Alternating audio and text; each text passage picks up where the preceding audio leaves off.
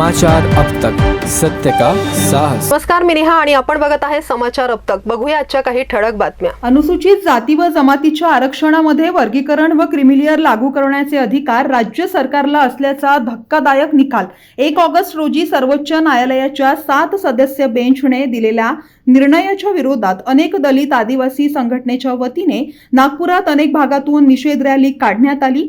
नागपुरात भारत बंदला उत्स्फूर्तपणे प्रतिसाद पाहायला मिळाला। सर्वोच्च न्यायालयाच्या अनुसूचित जाती जमाती विरोधी निर्णयाविरोधात भारत बंद देशभर पुकारण्यात आले होते। और अनेकों बार इस देश में दलित आदिवासियों के ऊपर अन्याय अत्याचार हो रहा है। रोज हमारी एक महिला पे कम से कम बलात्कार हो रहा है। रोज एक दो हत्याएं हमारे दलित युवकों की, आदिवासी युवकों की हो रही है। सरकार किसी भी प्रकार का पिछले 10 सालों में इस समाज को देखने की कोशिश नहीं कर रही है। उनका नजरिया हमारे खिलाफ है। आप देख रहे होंगे कि पूरे भारतवर्ष में सड़कों पर 1 अगस्त को सर्वोच्च न्यायालय ने जो निर्णय दिया उसके खिलाफ प्रदर्शन करने के लिए बड़ी भारी संख्या में दलित आदिवासी जनता बगैर किसी राजकीय बैनर के सामाजिक संस्थाएं, यूनियंस, विद्यार्थी संगठनाएं, सभी संगठनाएं मिलकर सड़कों पर उतरी है। वे चाहती है कि आरक्षण जो हमें मिला है वो आरक्षण किसी की भीख नहीं थी।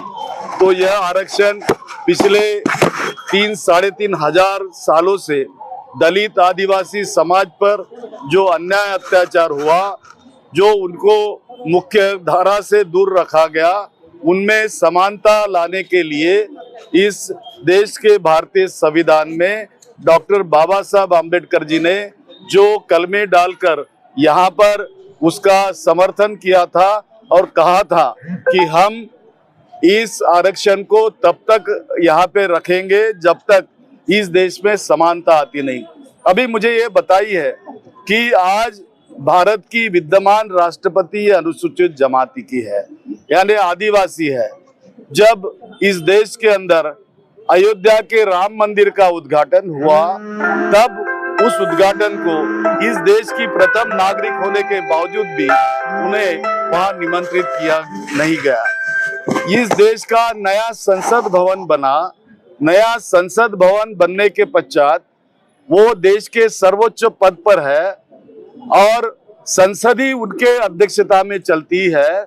ऐसे वक्त उस संसद भवन का उद्घाटन उनके शुभ हस्ते नहीं हुआ। इस देश में बाबू जगजीवन राम जी उप पंतप्रधान थे और वे स्वामी स्वरूपानंद जी के पुतले के अनावरण के लिए गए, तो उनको जातीयता के नाम पर वहां पुतले का उद्घाटन नहीं करने दिया गया और उन्हें रोक दिया गया। पिछले राष्ट्रपति रामनाथ कोविंद जी को 2 बार मंदिरों में जाने के लिए रोका गया। जब राष्ट्रपति उप पंतप्रधान इन्हें अगर इस प्रकार की भेदभाव की नीति अपनाकर, छुआछूत की नीति अपनाकर अगर उन्हें वंचित किया जा रहा होगा, उन पर अत्याचार किया जा रहा होगा, अन्याय किया जा रहा होगा, तो इस देश की जनता उसको बखूबी समझती है कि इस देश में जब संसद के अंदर कोई सांसद दूसरे अपने सांसद को या विरोधी पार्टी के नेता को वहां पर उसकी जाति पूछता है, इसका मतलब भारतीय जनता पार्टी, आरएसएस और मोदी की सरकार इस देश में मनुस्मृति लाना चाहती है, इस देश में भारतीय संविधान को रोकना चाहती है। उसका निषेध करने के लिए आज सड़कों पर बड़ी तादाद में यह भीड़ उमड़ पड़ी है और उस सर्वोच्च न्यायालय का निषेध कर रही है। साहब, 1 अगस्त को जो सुप्रीम कोर्ट ने फैसला सुना है SC/ST के क्रीमिलेयर को लेके, तो क्या वो रद्द करने की आप मांग करते हैं? निश्चित रूप से अभी संविधान चौक पर बड़ी वहां पे धरना कार्यक्रम हो रहा है। वो धरना कार्यक्रम के माध्यम से हम देश के सर्वोच्च नागरिक, प्रथम नागरिक माननीय राष्ट्रपति महोदया से गुहार लगाएंगे कि वे सर्वोच्च न्यायालय के इस निर्णय पर अध्यादेश जारी करके उसे रोके और उसकी हम निश्चित रूप से उनको निवेदन देंगे। ये सुप्रीम कोर्ट ने जिस तरह से क्रीमी लेयर के विषय में जो निर्णय दिया है उससे जो एससी समाज में एक बहुत गुस्से की भावना है, कि विषय ऐसा है कि ये जो आरक्षण दिया गया है वो इसलिए दिया गया है कि आज भी समाज में जाति के नाम पर लोगों से भेदभाव किया जा रहा है, और जाति के नाम पर जब तक आखिरी आदमी तक भेदभाव खत्म नहीं होता तब तक ये जो आरक्षण में क्रीमी लेयर की जो एक कंडीशन डालने की बात सुप्रीम कोर्ट ने कही है वो गलत है। उसके खिलाफ लोगों में रोष है और इसीलिए इसी के विरोध में आज ये मोर्चा हो रहा है। और हम ये आदरणीय जो हमारी प्रेसिडेंट है उनको ये निवेदन कर रहे हैं कि इस निर्णय को रद्द किया जाए और इस पे फिर से विचार किया जाए, इसलिए आज का ये धरना आंदोलन।